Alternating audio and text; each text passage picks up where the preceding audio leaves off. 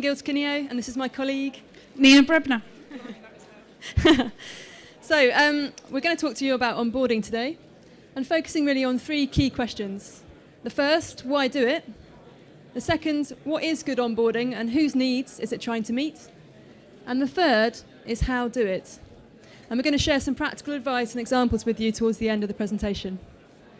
Okay, so before we go on, let's just clarify what we mean by onboarding. Some people call it induction, some people say orientation, but we use the term onboarding at Kineo, and I actually used Wikipedia to look up what they had for onboarding, and I was quite impressed actually with what came back, so I felt like it was quite a good definition. So it lists that it's about the knowledge, skills and behaviours to become effective organisational members. And I like the way that it's got the word members there, because it's about becoming part of a culture and becoming an active part of an organisation. And great that it lists behaviours in there too. So just keep that in mind as we go through. So why on board? We're going to play out a business case for why we feel onboarding is crucial, not only to do it, but to do it well. Quick question for you, where I might need you to yell out quite loudly. What percentage of people do you think leave their organisation within the first year? Anyone? 5%? 10%? 50%? 40%? 15%? Okay. 1 in 3 people leave an organisation either voluntarily or involuntarily before the end of their first year. But what's more is that 22% of total staff turnover actually happens in the first 6 weeks of somebody joining. Now the reason that we're telling you this is that, well, staff turnover isn't to be gawped at. It's very expensive for businesses. Anybody can work out how much it costs an organisation to lose somebody in their first year? Anyone who thinks so? Let's do a show of hands. 1.5 times somebody's salary. Anyone? 2 times somebody's salary? 2 people? 3 times? Surprise, surprise. Well done, you've gone for the highest option. Good choice, because that's right. It can cost up to 3 times somebody's salary to lose them in the first year of them joining. So 3 times somebody's salary. And PwC calculate that across UK industries, it costs up to £42 billion a year to lose people in that first year. Now, you might be sitting there thinking, well, yeah, we have a bit of a problem with retention in our organisation, or you might not, and maybe you're doing something right. Now, onboarding can make a huge difference to retention. Those who do onboarding really, really well, above average onboarding, can retain 91% of their staff. Whereas those with kind of below average programs retain about 30% of their staff. But what's more is those that do it really, really well, they hit their performance targets much quicker than anyone else. But you might be surprised to know that less than half people in this country, or less than half organisations, invest in formal onboarding programs.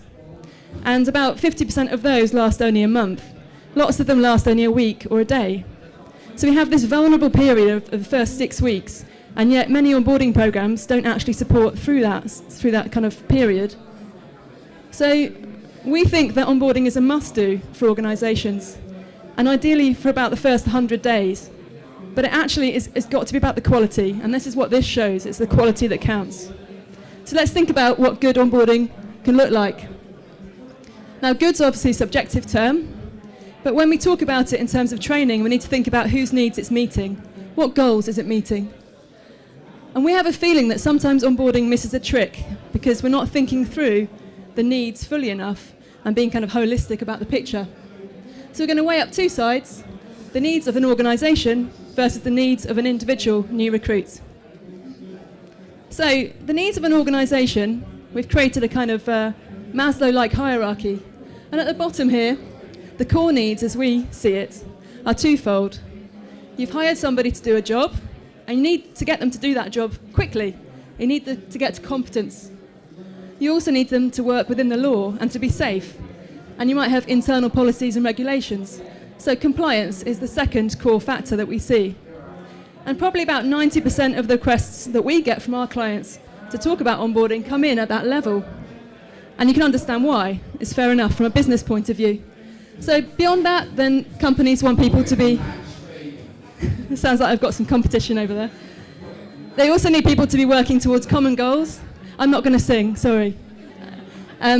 They need to work towards the strategy and culture of an organisation, have a sense of belonging and build relationships. And of course, they want people to grow and have personal development within the organisation. But at the foremost, it's those bottom two that we see the most. So flip over to the new starters perspective. And what do we think they might say at the end of the first day in a new job? What do you think, Nina? Have a click. So are they really going to say, hey, I'm really compliant. I've learned all these procedures and policies, and I'm going to put them into practice soon. I'm just not sure quite how to yet. I don't really get the context. No, they're not probably going to say that. We wouldn't want them to say that, really. A new starter, I imagine that you want them to say, I really like the feel of it. People are really friendly. I think I've made the right choice. So what we think that new recruits want and what they crave are feelings. They want to feel that they've made connections. They want to feel that they belong. We've used the term love. It might be a bit too strong, but people are at the core. You don't get connections without people and culture and feeling a part of something.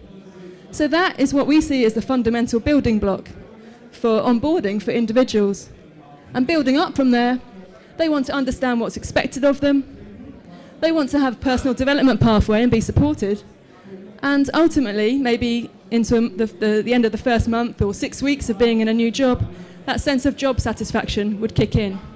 And to feel valued in your job, well, for me, I'd want to be listened to and feel valued for who I am as much as what I do. So we seem to have a bit of a dichotomy. So on the one hand, organisations need to get people up to speed quickly, and there's a temptation to give them everything in one go. On the other hand, new recruits crave feelings, and people are key to this, especially managers. Research shows that it's the manager relationship that can make or break somebody staying in an organisation. So Forbes have got a great quote, which is slightly cynical, but I quite like it, that you arrive at an organisation and the organisation puts itself onto you. You might get a load of stuff with a logo, and the idea is, please fit in accordingly. This is who we are and what we do. Can you crack on with it, please?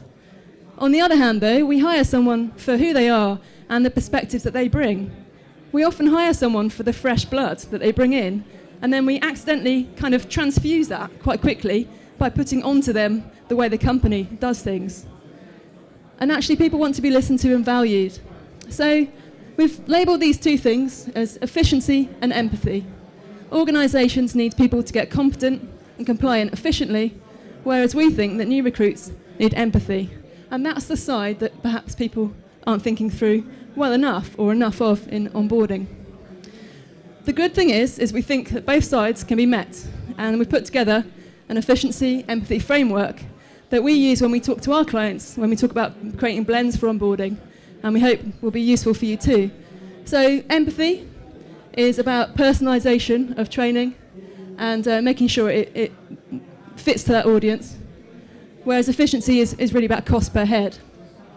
So bottom right-hand side, high empathy but low efficiency learning strategies for onboarding might include something like coaching and mentoring. It's one-on-one. Huge empathy, job shadowing, you get to ask questions, it gets to be very personable, you get to have an experience, but it's obviously low efficiency. Looking at the top right, if we were to still stay high empathy, but go a bit more efficient, then you can have things like a new starter mobile app, or perhaps use forums and social media. You still get people to use things in the way they want to use it, have their own experience, have conversations, but you're using technology to support it. Top left, this is an area where you often see coming into place in onboarding programs. Online tests and quizzes and compliance training might well fit there. And that's where you've maybe got your slightly more generic learning. Now, the bottom left is the area you probably have to question the most in terms of what it's doing there. So if you have a half-day classroom session, which is very one-way and presentational, then you're probably not checking any boxes. And if you have an info-based webcast as your onboarding program, no room for questions, again, maybe it's not serving enough in terms of efficiency or empathy. But couple those things with something from the right-hand side, have some follow-up conversations, have some coaching, then suddenly, as part of a blend, you start to make it more empathetic. So, That's our framework, and I'm going to hand over to Nina, who's going to talk you through a sample blend and some examples. Thank you, Kirsty. So Kirsty's just given us some fantastic theory around what is onboarding, why it's important to employees on an emotional level, and why it's important to employers on a competency and financial efficiency level. But what we want to look at now is how we tackle this as an onboarding exercise. So we're going to have a look at how we organise the programme as large as onboarding. We're going to walk through a sample blend that would come out of that exercise. We're going to look at the technology that underpins that blend, and hopefully all the way through this we're going to relate it back to the efficiency and empathy framework that Kirsty mentioned. So we work with a number of customers who quite often their onboarding can be as long as 100 days, in some cases it's many more. And that's quite a challenge for some people to understand how we take so much content over such an extended period of time and make it a constructive programme that's relevant to those people and also reaches out to the efficiencies of the organisation and the empathy needs of the employee. One of the ways we tackle this, and this is something that you could do yourself, is by doing a blended design session. And we start that session by building a visual of the present. So we get the customer to come along, and they come along with all the topics that they'd like to cover off as part of their onboarding programme. We get them to indicate what those topics are, how long it is that they need to run for, so is it 20 minutes, is it 2 days? And we get them to identify what the present delivery mechanism is. So is it e-learning, is it face-to-face, is it mentorship, etc. Once we've mapped that visual out, we then start to explore and learn more about the different delivery mechanisms. So this is about getting everybody inspired about different ways of which they could tackle the learning of which they do at the moment. So that may be e-learning again, it may be virtual classroom, it might be a webinar, it might be a document, it might be a seminar of some kind. So as a group, we work through those and get a little bit of an understanding of how they work, why they work well, and when are they best placed for different audiences. Once we've got those two, we can then start to build a visual of the future. So we take all the subjects that we had for the present, and we start to look at how we can deliver them differently. So we might be looking at a 2-day face-to-face delivery session and saying, okay, could we get that down to 1 day, but wrap it with some e-learning? Or actually, is the face-to-face really effective as a 2-day and we just need to leave it where it is? So we start to explore all the deliveries one by one and examining how we might be able to deliver them differently. Once we've started to build a visual of the future around how we tackle each of those topics, we start to examine the personas and the learner types. Now, we recognise that in order for an onboarding programme to be really effective, we need to understand who we're delivering it to. So it's about understanding how those individuals learn and what type of people are they. In order for a blended programme to be really effective, we need to be able to think about those learner types, and we can create a high efficiency programme which serves the needs of the business, and not by cutting corners, but by actually enabling a faster, more effective uptake of knowledge, because we're delivering the learning in the way that's really effective for that learner type. We can also create efficiency through the effective use of technology by thinking about the people we're delivering to, by using appropriate offline, etc. Once we understand the learner type, it then becomes a lot easier then for us to start building that onboarding programme. So we take all the bits from the build a visual of the future and we start to apply that then to the different personas and learner types. So what might this look like? So here's an example blend that we've kind of put together just to help you visualise what might come out of one of those workshops. Oh, sorry, I'm taking over now. So the first section that you might have in your blend is your pre-hire. So your pre-hire is all about attracting the right person. So you're actually getting them before they've even filled in their application form. It's about setting an expectation about who you are as a business and what you expect of your people when they work for you. It's about creating that very first emotional connection, and it's also about marketing your business. If they've brought into that emotional connection, maybe they'll pass that on to other people. We then move on to the pre-start section, and the pre-start is about reiterating those expectations again, so maybe it's something that goes out as part of the offer letter. It's also about engaging them at their very earliest and most hungriest points within employment with you. Your hungriest learners are those that have just joined your organisation. They're enthusiastic, they're excited. Grab that culture while it's there, and maybe they might even start a more enthusiastic culture within your business when they start with you. We move into day one as an example, and day one should be about creating connections, and we do that by introducing them to various people within their team. It's about embedding culture, and it's about building confidence and independence. And the independence becomes the really important bit, because it's the bit that then makes them sustainable within your organisation moving forward. And then week one is about manager engagement and on-the-job activity. We notice from the very first 3 sections there's a huge amount of empathy in there, so it's all about tackling people at an emotional level. But as we come into week one, we start to get them a bit more hands-on with their job. So there's some job shadowing in there. Maybe they're submitting some assignments. But also you've got the manager wrap-up that's carrying on through into week one. And the manager wrap-up's really important, because it's about engaging with somebody and saying, actually, you know what, you've made the right decision to come and work with us, we're happy with what you're doing, and you're guiding them into their next steps of their onboarding programme. When we look at week 2 as an example, we can see a real shift coming out of some of the high empathy areas, and we're starting to focus a little bit more on what the business needs from the employee. And we can see that there's more around on-job tasks. We're starting to see some formal skills training taking place, some action learning groups, there's some compliance in there as well. But to make sure that we sustain empathy during a period which is all about compliance and skill buildings, we build in a bit of reward and recognition. And the reward and recognition can be something as small as a certificate, or if any of you are familiar with Mozilla badges, it could be using Mozilla badges within your learning management system, or it can just be as small as somebody patting you on the back and saying, great job, let's see how well we go on with next week. And just to put an added point on that, we recognise that each onboarding blend is unique, and it will be driven by a number of factors. It will be driven by the role, the people that we're targeting, where they work, what are their technical challenges in the environment that they work in, and what are their work patterns, and much, much more. So we're by no means saying that that example blend is the be-all and end-all of how you should be doing your onboarding, but it gives you a little bit of a sample taste and hopefully a bit of an insight into what happens when we start to work with you, or you do the onboarding blended workshop yourself, what can come out the end of it. We've pulled some examples together, and I spotted that we've got Tui in the audience somewhere, but we've been doing some fantastic onboarding work with Tui Group, and it's a real mix of resources. We've got 14 hours worth of resources in total that are underpinning the blended work that they're doing themselves within the organisation, and they're also doing a lot of campaign work to back that up as well.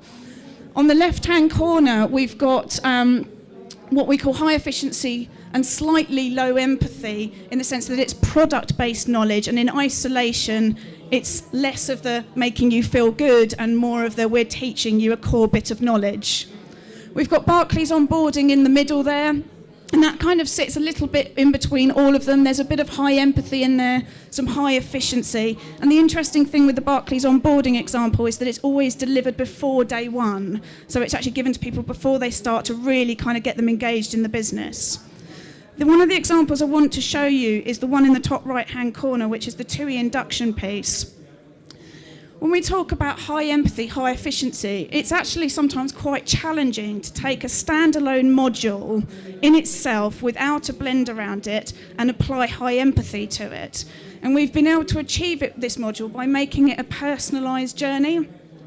And we've done that through the use of the avatar. So you can come in here and you can use the randomizer, or you can design your own avatar. And then as you come into the module, that avatar will then follow you through your journey. So I'll just take you into the first page. So here's our avatar, and our avatar is going to take us through a journey of learning all about Tui Group and what Tui Group expects of you and what you can expect of them. So I'll just run you down to the bottom so that you can see it. The very last example that we wanted to walk you through was the City and Guilds Food and Drink.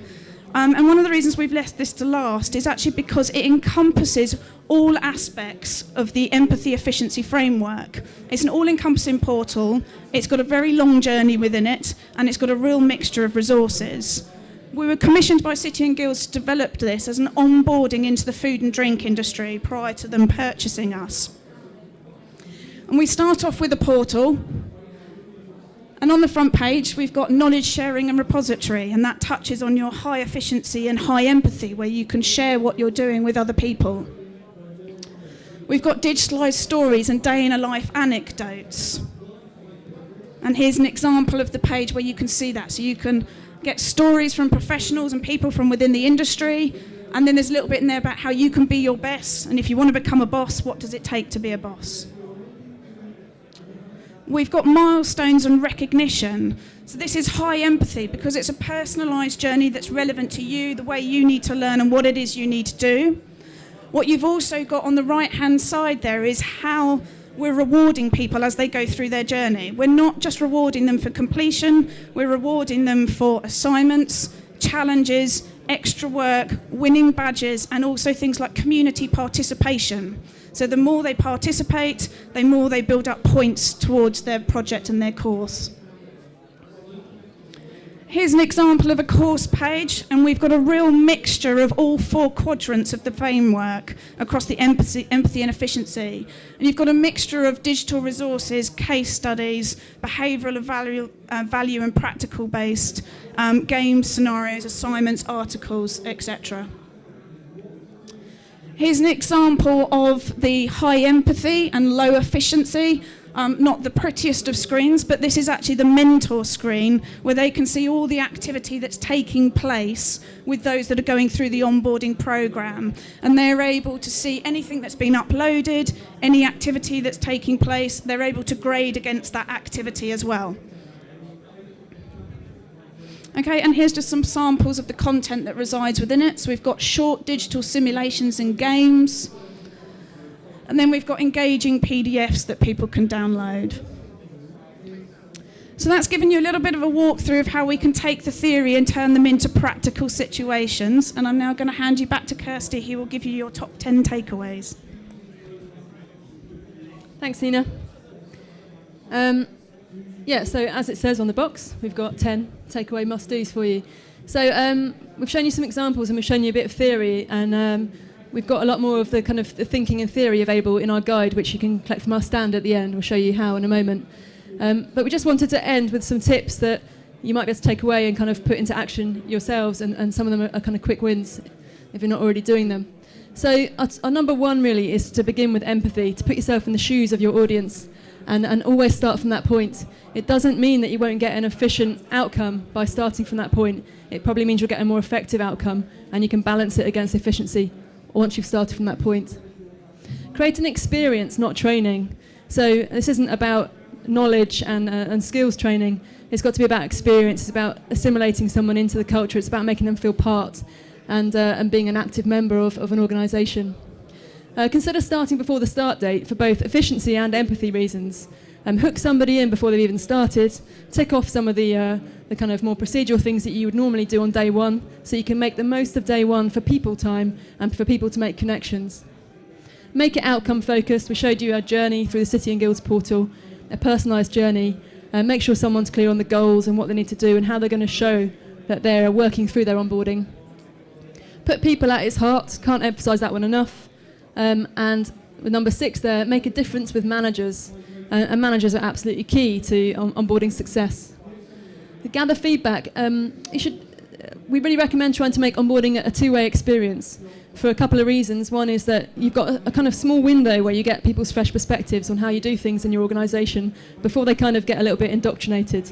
So make sure you tap into that and ask them questions about your organisation, about your processes, have they got any insights, but also make sure that they are on board with their onboarding, make sure that they're actually invested in it and that they are a part of it. So have they got a say in how it's happening? Have they got any thoughts on how it's working for them? Don't wait until after 6 weeks to say, how was that? It's a bit too late. Build habits. So if you have a desire to build a certain habit around communication, for example, you want to try and avoid email communication and promote face-to-face, then try and do that through your onboarding. So if you're setting activities, you can kind of subtly build habits through what you give to people. So try and think about the behaviours and habits you want to build as part of the cultural aspect of your onboarding. Think big and think beyond someone's role. So don't lock them away, but have them enabled to think about the big picture, allow them to go and visit other departments, do job shadowing, make sure they can make the connections. And number 10 is to give it personality. And you've seen some of the work we've done with Tui and also with City and Guilds, with food and drink, where it has a real sense of brand. And all of the components, although they might be very different and some of them might be more efficient and some of them might be face-to-face, workshop-based, they have a branded story. They have a visual identity. They have something that people can connect with, something kind of tangible that they can talk about with other people. So whether you lead with a campaign or just kick off with your onboarding, make sure it has a brand to it. And we don't just mean your company logo. It needs to have its own ident. So there's some 10 tips from us. And I've got the clicker, I just realised, in my hand. So if you want to come and get our new onboarding guide, it's available at our stand, and there's a little bit more behind the thinking that we've shared today. So we're at stand number 28. But I think we've got a couple of minutes if anyone's got any questions, and we'll open up to you guys. So thank you. Anybody got any questions? Hello. How do you keep the content up to date if your business is changing? How do you keep the content up to date if your business is changing? So, sorry, you had more to add? I walked off. Really? Is that happening? You do that glorious piece of work, and then the video is out of date in 6 months' time. So surely you have to keep recording video, keep creating content. I mean, that must be expensive, and you need someone to do that. Is that what you do? Or? Yeah. Yeah. Okay. Let's chip in. I think it's a really valid point, and it's something that we would work with you at the very beginning to identify what's potentially your most volatile content. And actually there are some subjects that you instinctively know are going to be more volatile than others. And there are also some things that you can mitigate against as well. So for instance, it is great to have your CEO at the beginning of your induction, but if he leaves 6 months later, then it becomes quite costly, the fact you've got to go back and take him back out. And so it's actually quite good to try and separate out things into very small chunks. If we look at the food and drink as an example, that would be very much, some of that content would be quite volatile because it's legislation driven. So everything is actually just under 5 minutes long. So if we need to make a change, we can make a very small change to only a small section of content and not for it to affect everything else that's attached to it. So you could have something like your CEO video in there, but it's standalone, and it means that you can own it, you can re-record it, you can change it when your new CEO comes in. Systems training, the same. You perhaps spend a little bit less on it. You make sure people internally have been through some kind of capability training program so that they know how to make the changes to that content themselves, so you're not dependent on your supplier. And then you spend your little bit more money on the bits that you know aren't volatile and are important to your business. But yeah, I think it's about mixing up the resources, keeping them neat and small, and recognising what's volatile and what's not, and how you tackle those. Any other questions? Oh, there's one up the back there. Oh, do you want to run over? Yep. Okay. So, lady over there, sorry, what's your name? Kath was asking how we engage managers in the experience, since we're saying that this is so reliant on managers, which is a great question. One thing that we would recommend to our client, I'm sure you'll chip in a moment, is actually it might be an idea to consider running a kind of internal campaign and also a kind of training program for your managers, because you might be making assumptions that, first of all, they are engaged and on board with your onboarding program, but also that they are effective coaches and mentors, and they might not be. They might not recognise how much time it's going to take, and their boss might not recognise that too. So actually one thing that we look at as part of looking at the blend design is the big picture, and often we start with leadership and management and then look at what actually the new starters need themselves. So I'm not sure if that answers your question enough, but starting with a campaign is a good idea, and getting them really engaged with it, get their appetite kind of wet, and then they'll be more willing to do more with it. I think there's also something about giving them a voice as well. So I think there's a real sense of importance of the fact that you're not just dumping a program on them. So it's about reaching out to them and saying, you know what, we recognise changes need to be made, but actually we're relying on you to make those changes. Let's hear what your challenges are locally. Let's see how we address those within the program, and then how do we get you on board to then deliver the bits that we can't manage for you centrally. So I think they need to feel like they've been a part of that decision-making process if you really want them engaged. Are there any other questions? Thank you. How long did it take from initial engagement with the client to end product for TUI, for example? As they'll know, they're still going. The TUI engagement is going to run for we're running probably 18 months from start to finish, and that's doing around about 15 hours worth of content, and we did the design workshop up front as well. For some slightly larger ones where we've been more involved with the consultancy of getting to the point of understanding the content and what goes into those content, it really depends on the volume of what we're needing to develop. But you could have an upfront engagement piece that's maybe anything from a week to a month of consultancy, a couple of days a week probably during that period, of which we're supporting you getting everything collectively together. And then the development of content for every hour of learning, you're looking at probably anything from 8 to 12 weeks worth of development for every 1 hour. That's not to say that every tutorial will be an hour long. They could be a minute long, 2 minutes. But yes, in the instance of the TUI guys, it will take us 18 months from start to finish. And also the variables in that isn't just about how quickly we do consultancy or how quickly we develop. It's also how quickly you can churn it out at your end. And if I was to be so cruel to make them come up, which I won't, then I think they would probably agree that actually the biggest challenge was that we were pushing stuff towards them too quickly, and having the people at their end to be able to review that feedback on it and work through it. So just as much as the length is about what's possible at your end as what's possible at ours. Any other questions? Okay, well, thank you very much for your time, guys. And if you want to talk more or see some of the examples that we didn't demo, then please come and grab us at the stand. Okay.